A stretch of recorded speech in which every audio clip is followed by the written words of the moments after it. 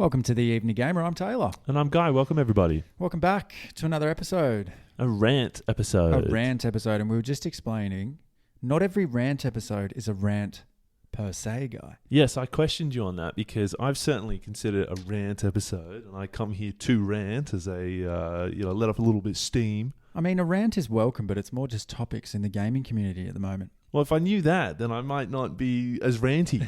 Does that give you more topics now, the top of your head, to bring to future rant episodes? Yeah, it probably does, actually. Okay. Just a topic we can chat about more generally and not review specifically games. Well, that's good. But I mean, isn't that what the party up is for? Yeah, but I mean, more talking, less reviewing was the idea. Let's just do an episode of discussing what we should do on the podcast. Thanks for listening wherever you are. Very happy to have you. Drop a like, follow. We don't have a subscription level yet. Ooh. A subscription level. What a premium. Imagine that. You pay $20 to listen to us. I certainly don't have the bandwidth to branch out to YouTube right now, but who knows? Who fucking knows? Would really appreciate it if you left a rating. Whatever platform you're listening on. Rate, like, suck, slap us around. Do the things that we need to do. Slap these boys around. If you think it's a 1 out of 5, give it a 1 out of 5. Wow. Please don't. We do have a corrections. We do have a corrections. We were talking, it was all Deadpool and Wolverine a couple of weeks ago. Yes. And we were talking old mate Channing Tatum's character. What's his name again? The Cardmeister? Gambit. That's the guy. He's got a bit of a backstory. I'm actually not too familiar with his Gambit was X-Men, one of my favorites, back in the day, the 90s TV show. So I was pretty familiar with him, and I knew Channing was keen on him for a long time. And I found it very interesting in the movie that his sort of accent changed a little bit over the course of the movie.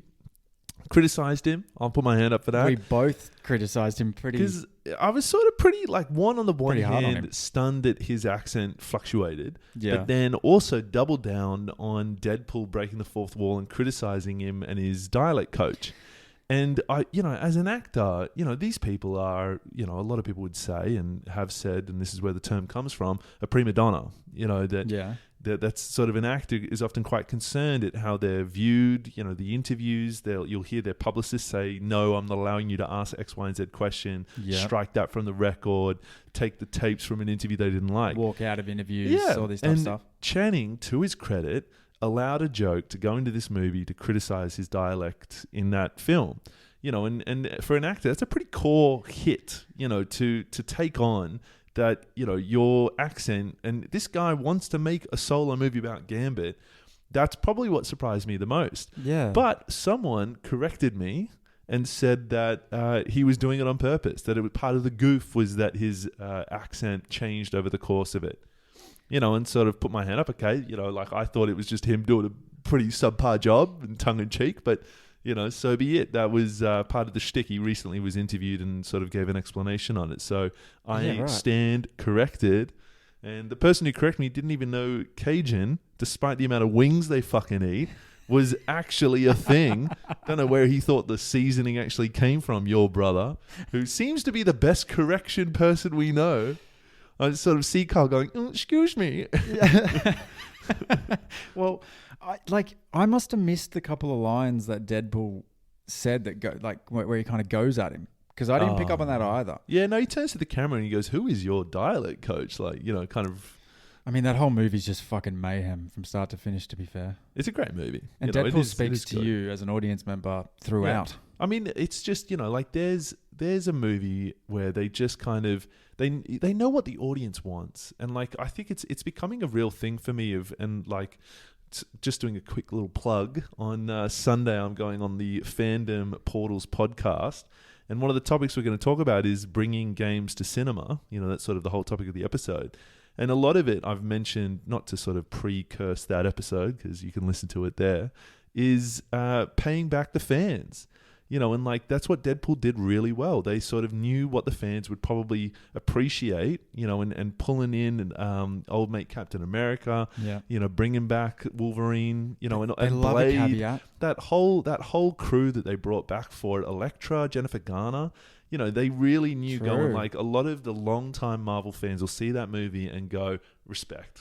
Just, you paid us back, Yeah, and they did it well, I think. You know what I've been seeing a lot of around on my Instagram lately, and I'm not sure why, but is it Benedict Cumberbatch does Doctor Strange? Yeah. I've never seen him. What? Are they What, good? the movies? Yeah, the movies. Well, his solo ones are okay. I wouldn't say they're top tier, and they're certainly not fucking Ant-Man, but yeah, they're pretty good. Did you say Ant-Man?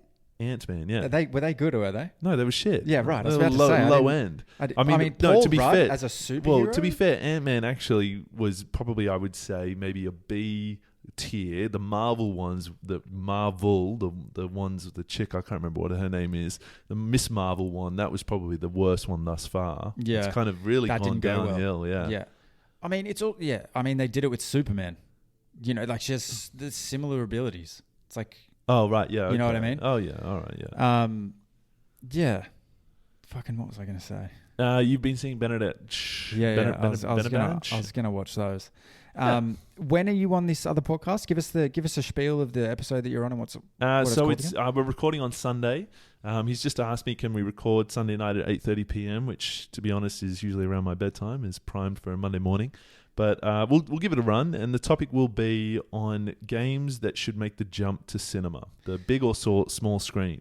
Fandom Portals. Fandom Portals, yeah. This guy's been a bit of a supporter of ours from pretty early doors. He has. Another Australian. Respect. Shout out. Yeah, we sort of struck up a bit of an Instagram sort of back and forth, and he appreciates what we do, and we've been appreciating what he does. Love that. You know what I've been doing this week? I actually haven't been playing much Xbox, but you know what I did do?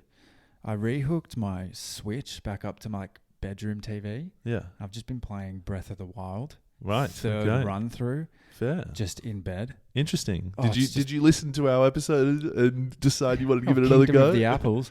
I mean, it's just a feel-good game, isn't it? Yeah, it is. And like I feel like I'm in a gaming lull at the moment. It's just been COD. Mate, buy Space Marine 2. Just do it to yourself. You'll love it. Yeah, it's $110 though. Oh, I reckon it's worth every cent. Yeah, probably. I'm probably get primed into for that. it. To be honest, like I would have bought it already if I wasn't still going on Black Myth, whatever it's called. Yeah, Wukong. You know. Wukong Black Myth. Yeah, I've been seeing a lot of that around. It looks good. I know it's a bit linear, which isn't your go-to, but yeah, like I'm sort of obviously I'll hold off on what I'm going to say on it until I get to it. But it does annoy me where you're really excited and hyped for a game, but you're halfway through one. And you have that moment of going, am I going to drop this? And if I drop it, am I ever going to come back to it? Like, yeah. I've got the patterns down fairly well now. I know how the game works. Sequences I know and all of that, and to then switch it up and play a whole new game, just even the minute kind of changing what is attack. And, Space Marine 2, over-the-shoulder third-person shooter, going from over-the-shoulder fast movement melee, is a shift up, and you'll break the pattern, the learnings that you've gained. And for Black Myth, some of the boss fights are really pushing me to, my capabilities. I've sort of beat a boss and I'm fucking cheering around the house like good old Elden Rings days. Love that. Gotta love the challenge guy. Oh, mate. It's all about it. But speaking of hypes, today is all about hypes. Some that ended in absolute flops. Yeah, we're sort of others done the TBC. The far end of the spectrums, Yeah. So not to sort of play our cards, but T is going to discuss GTA 6. GTA 6, everything we know, Rockstar to this point. Yeah, the and growth I'm of their fan base, and you're doing Concord, which, as many probably listeners who are in the gaming sort of community know, was probably going to be in the category or in the conversation for one of the biggest flops in gaming history, and just... Yeah, so it is far end of the spectrum stuff. Yeah, and just researching Concord. Oh man, that you just don't expect that to happen anymore. You don't, and it's almost in the realm of worthy of studying. I feel like is. This will be talked about, in universities when people go and study gaming, which is a growing sort of area of education, of one development, story, things, all the rest of it. That this game is just, should we get into it? Do you want to do Concord first? Let's do it. Let's do Concord first. Why not? Okay, so not to review it, but this came out on PS and PC. Sony was the publisher and Firewalk was the developer. And Sony, I think, has absorbed Firewalk and sort of owns them. And this was a team-based PvP, so think Overwatch, released with 16 characters. It was a purchase point of, I think, sort of 40 US and whatever that makes, that 60 Australian, to play upfront. The game was in beta for a little bit, released during Gamescom, which was sort of, a lot of people raised their eyebrows at the release date, sort of in the midst of a gaming sort of conference, and Sony didn't even have a stall there and didn't sort of even reveal the game there. And this game has now been taken off the market 2 weeks later from its release. Is crazy to me for something to, there are so many games that sit there with poor reviews, but they, live on the game or the marketplace in perpetuity. Yeah. I feel like to be taken down is such a statement. Yeah, it's a real kind of acceptance. It's a defeat. It's a complete defeat. It's a what do they call that in military terms? It's a withdrawal. Yeah, you're completely off the market, which is amazing. It's a failure to launch of the highest order, and they talk about that they think sort of somewhere between 25k and 10k units were sold. They didn't breach sort of a concurrent player count of, I think it was 700 players at its top. That's crazy. And yeah, just sort of horrific. And I think, a lot of gaming podcasts, YouTube people have talked about where this went wrong, and just for those who don't know, it was talked about that, one, the price point rather high, during a period of inflation, the dollar, all the rest of it. What, $40 you reckon? 40 US, yeah. 40 so US. I think they thought that it was cheap enough to try and grab some, but many felt that these kind of games, these team-based PvPs, the tried and true method now is free to play. And that's what draws people in, and they make their buck off skins, battle passes, all that mumbo jumbo. True. And it clearly missed the mark. And so some of the criticisms, poor map design was one, the boring characters and their designs didn't really bring much interest in. Sort of that kind of team-based PvP has been in the market for quite a while now. Overwatch has been out a long time. Yep. There's a Marvel one that came out not that long ago, but I feel like it's probably been taken over by the Battle Royale kind of scene. I feel like people kind of more lean to that one. I've certainly never been a team-based PvP player, just because even back in Call of Duty days, I didn't like the rinse-repeat nature of it. Yeah, okay. That's not my style. I preferred the Battle Royale one, because even in that, you're playing for 20, 30, 40 minutes if you're going deep into the game. Yeah. And it kind of has a story. As you move from area to area, you take on fights, and then you become champion. It was sort of enough for me, where when it's rinse, repeat, die, run, and you're getting shot as soon as you spawn, quickly get old for me. Not my style. So you're not much of a gamer that is into, I don't know, gun upgrades and grinding that way. No, I feel like it's had its time. I just sort of, I did that when you and I were playing Call of Duty back in the day in the Halos multiplayer, but it isn't where I'm at right now. Yeah, you can often get the same map a few times, and you're right, it does get a bit rinse repeat. But also just watching what Concord put out, it looked too chaotic for me. That's why I remember actually watching the trailer some time ago. And the reason why it didn't stay on my radar was because it just looked too chaotic. And I think it just plays into the hand of the fact that gamers like structure, strategy, and working together and teamwork in a way. And I just don't think it encapsulated that very well. Yeah. Take Apex, for example. The abilities of each legend, whilst there are a lot of them at the moment, they do play off on one another. The synergy. Yeah, there's exactly right. Great word for it. There's synergy. And even if you play Maggie, her ultimate destroys a Gibby ultimate. There's all these overlapping variables which kind of keep that strategy alive. And for me, Concord just looked like just a button basher, to be fair. Well, yeah, I mean, there was 5-on-5. I don't know if there was much synergy between the characters and how they operate. I'm sure there would have been some of, this nullifies that. It'd have to be put into the game.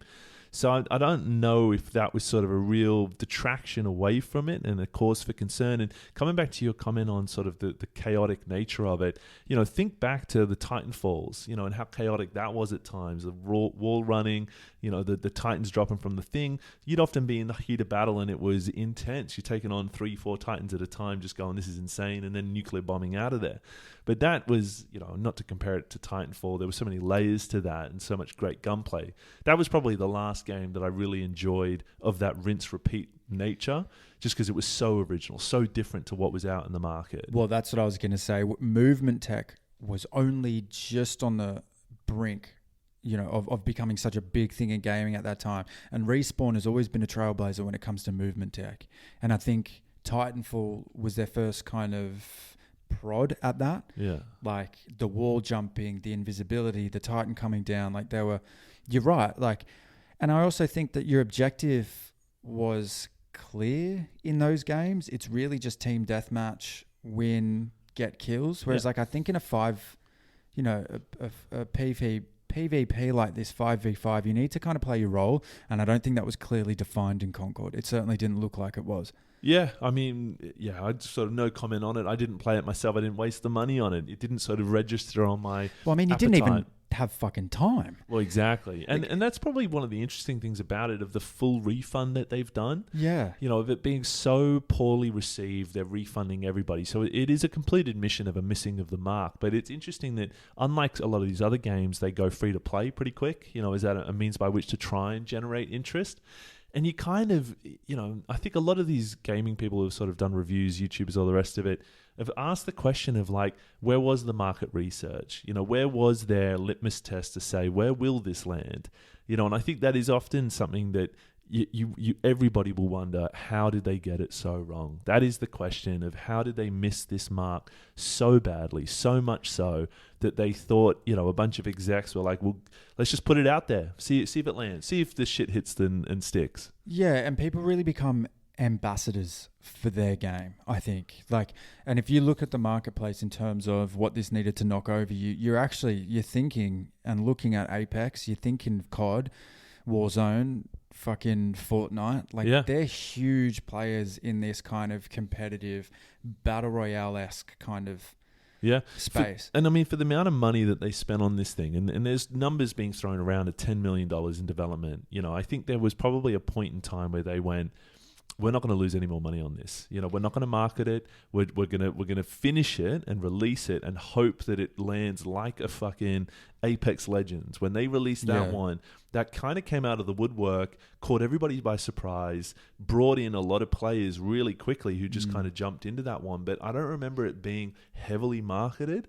It was sort of a bit of a sneaky release kind of thing, if you remember early doors of Apex dropping. Yeah, definitely. But I think Apex came through and like what was out in the market at the time? Fortnite, right? And PUBG. Yeah. And so Apex came out at a time that was like, there needs to be another FPS that does a few things or is a little bit more kind of creative. Yeah. And they kind of plugged that gap really, really nicely.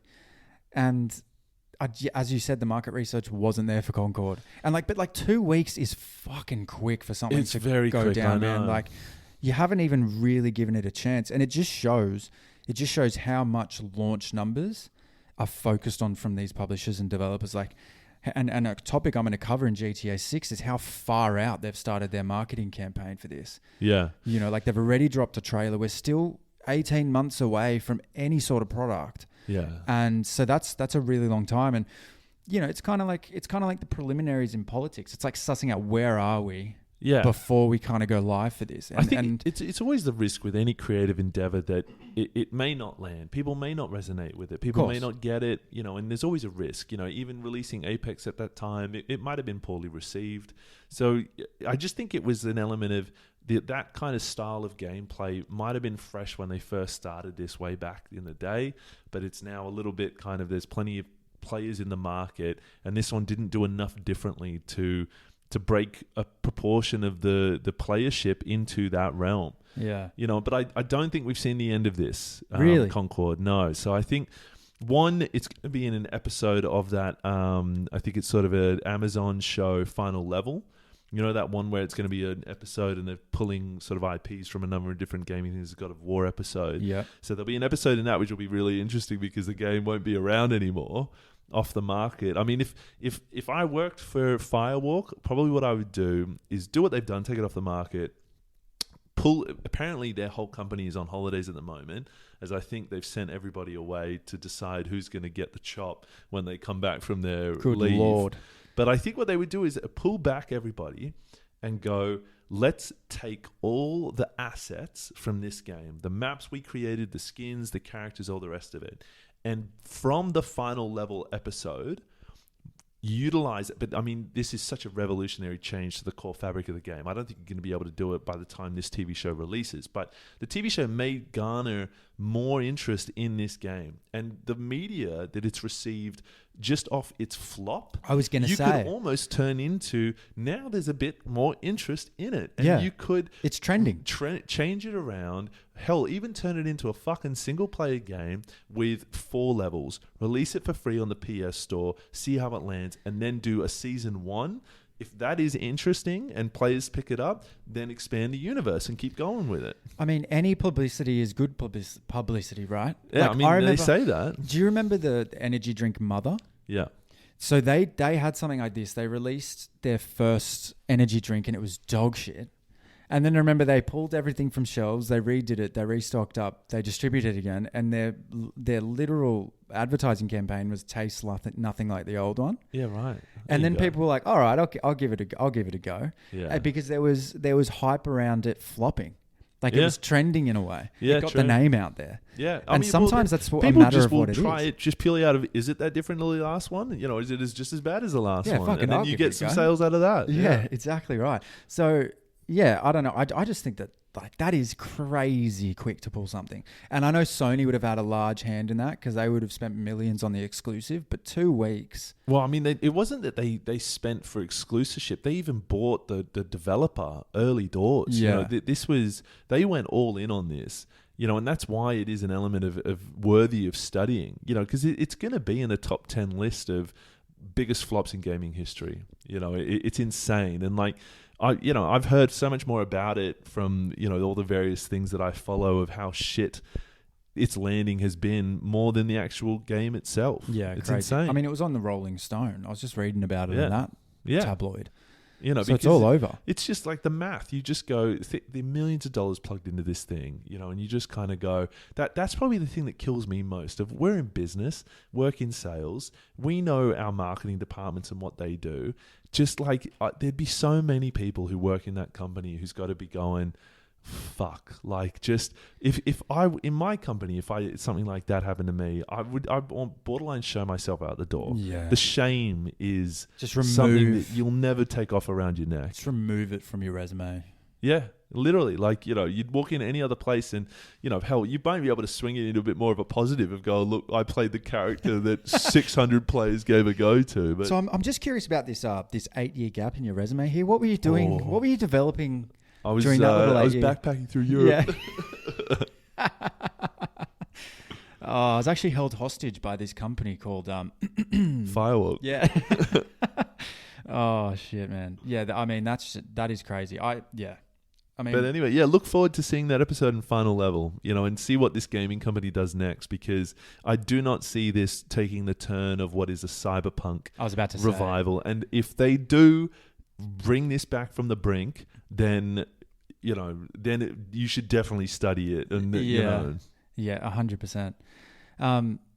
Should we go to GTA 6? Yeah, let's go to the other end of the spectrum of a gaming company who knows what the fuck they're doing. I wanted to unpack GTA 6 because I truly believe that this could be the biggest event in gaming. I mean, it's not even a belief thing. Like, it's a factual eventuality that when this game drops, traffic will stop. Yeah, and I think that it will influence when you brought it up just a moment ago. When I think of gaming, I still think of them as businesses, and I'm just thinking how much GTA 6 is going to impact, I don't know, like pop culture, advertising, media. Like, imagine what they're going to sell in apparel and stuff like that. Yeah. Like, it's going to be absolutely crazy. But GTA 6, here's what we know. So we're going back to Vice City, which is something that GTA and Rockstar haven't really ventured into since the Vice City Stories, I believe. Yes. Right? Which I think was the last one. I played that on PSP. Yep. So you sometimes forget that Rockstar and GTA is a franchise that has been around for a long time. Like, their first Grand Theft Auto dropped in 98, I believe. So this is an old franchise that has a large following now, but it wasn't always like that. The release for GTA 6 was originally fall 2025, so that's September 2025.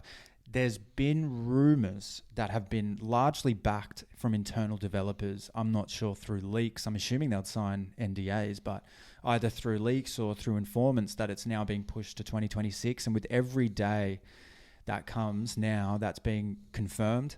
And PC isn't looking at having it issued to it on Steam until 2027. It will be cross-platform with the console launch first, but I wanted to speak about kind of the hype around this game and where it's grown to today. So the GTA 6 trailer on YouTube has 209 million views.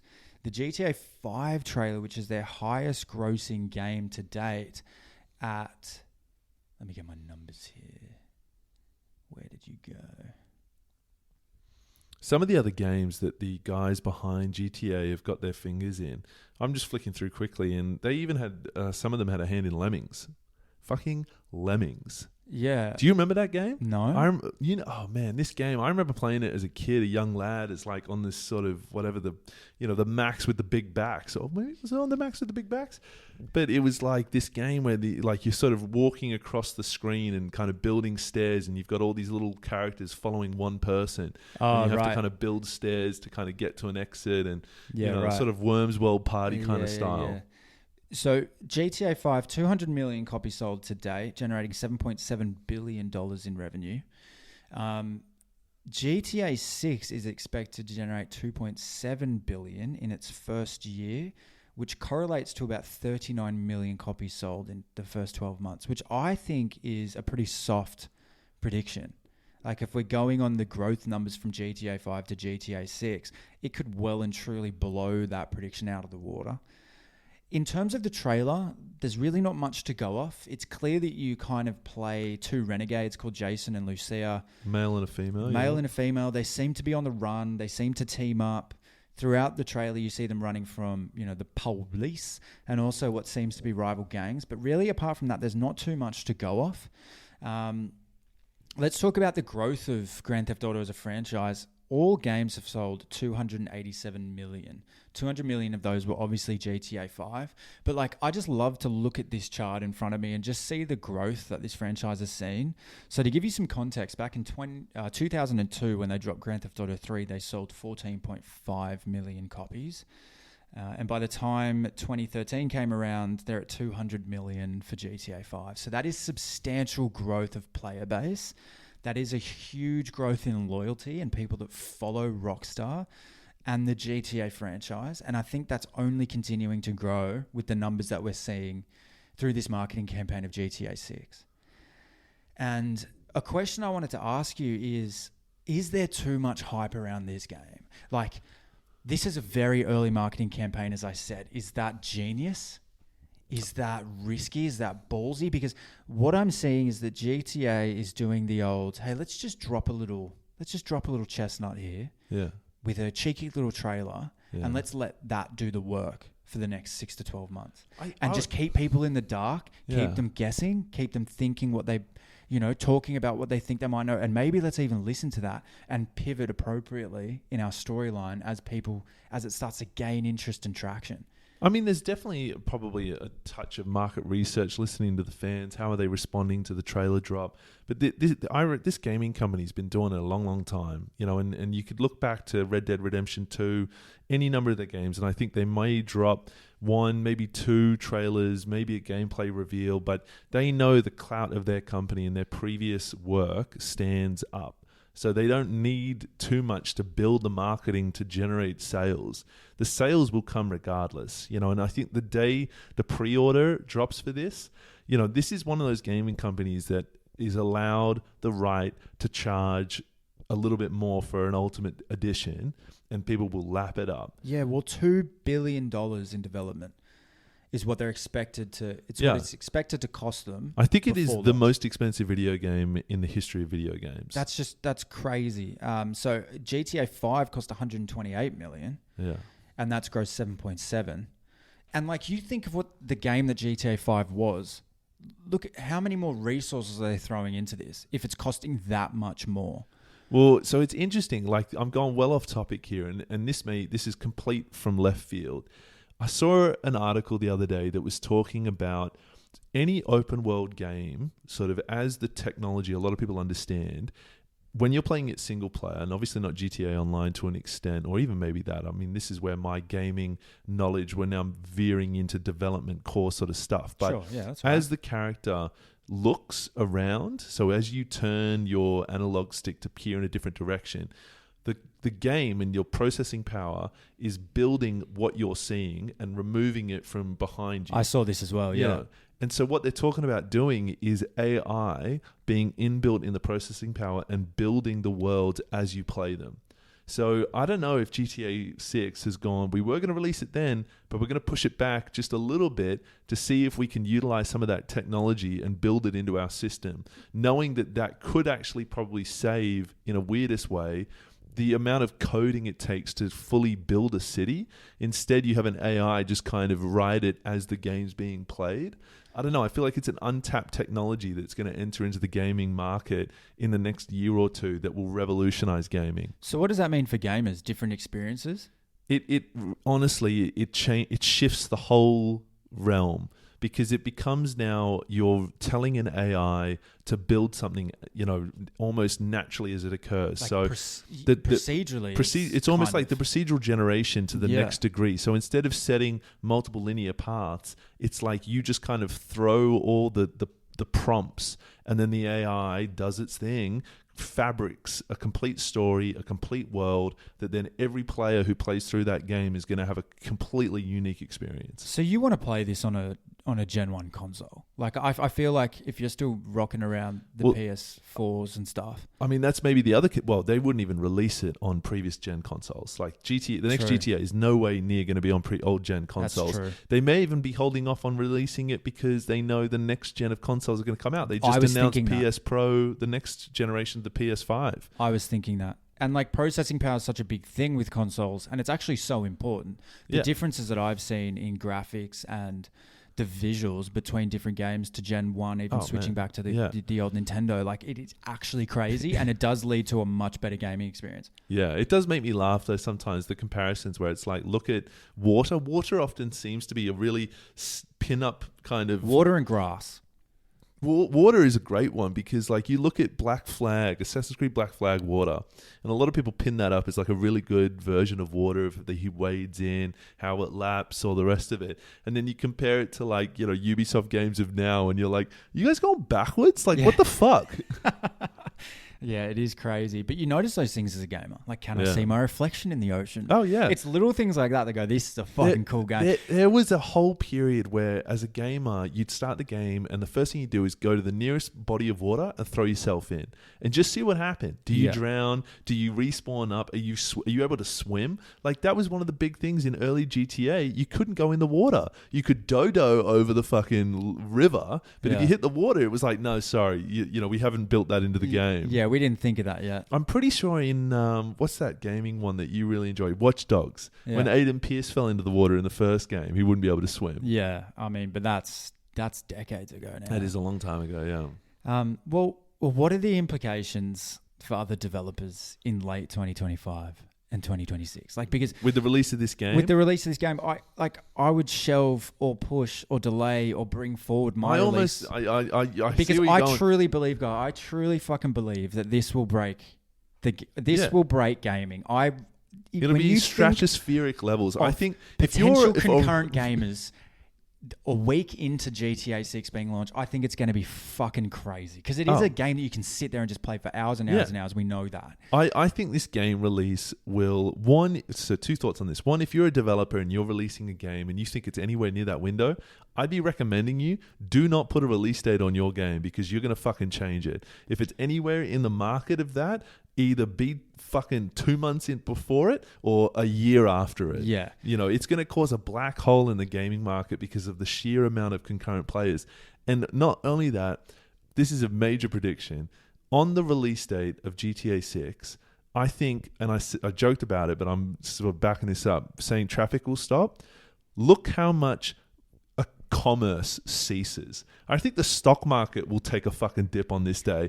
Rockstar will go fucking through the roof, but everybody else will be taking a sick leave day to play this fucking game. I think you're right, and I think any game that is still out there at the time, like let's take the new COD, or like let's say Apex Legends is still thriving at that time. I think all other developers and publishers have to plan for this release, because I think it's going to take a lot of players away from a lot of other games, and a lot of games that survive on battle passes, a lot of games that survive on concurrent players spending money actively, not just their kind of price point for launch. Yeah. I mean, if they do what they did with GTA Online and they do a new version with the new engine that they're releasing on it, you know, that will also be a killer of any other live service game that's currently playing at the time. Crazy, because I think like I'm going to back Rockstar here. I don't see this being a flop. No. I think they're going to do everything well. I think it's going to have a huge following, and I think it's going to have a ripple effect as well, meaning that launch, people play the base game.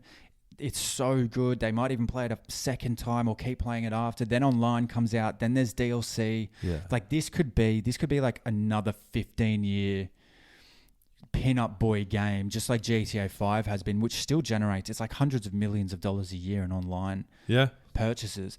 So I see that ripple effect happening, and I think it's just going to be, it's going to be the biggest thing in gaming, I think, to date. Yeah. Like, truly. I love those memes where it's like, if life's wearing you down and you battle depression, just say to yourself, just give it a year. Yeah, GTA's on the coming. GTA's coming. You know, you want to experience that before you clock out. Yeah, and there's so many jokes about. Do you ever just?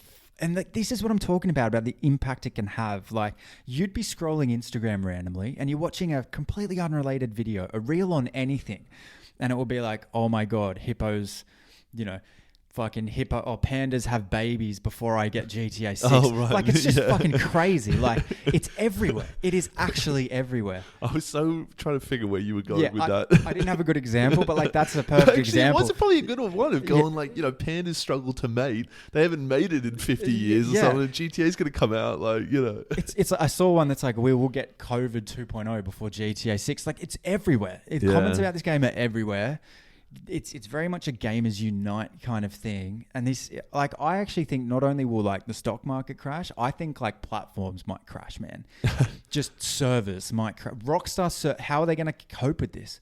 Like, especially if there's an online component from, you know, week 2. But like, I think by then the technology, like, you know, I think it'll be at the point of capability to handle that kind of load on it. You know, some of the computer powering they're talking about now is, it's just insane stuff, you know, not to make this a complete fucking sci-fi, you know, thing of living in a simulation, but technology is getting to a point where we're creating universes. We're creating entire lives for these NPC AIs that get to your point of going like, this has got to be a simulation. Come on, guys. Yeah. Come on. Like, No Man's Sky is a perfect example of that. Like, it's a beautiful game in terms of how it's procedurally generated and just the vastness of that gaming universe. I just love the idea of like, you're in a gaming universe and you're like, fucking, you know, this kind of sucks. I got a day job I got to go to, and fuck, that's annoying. And you go, you know what?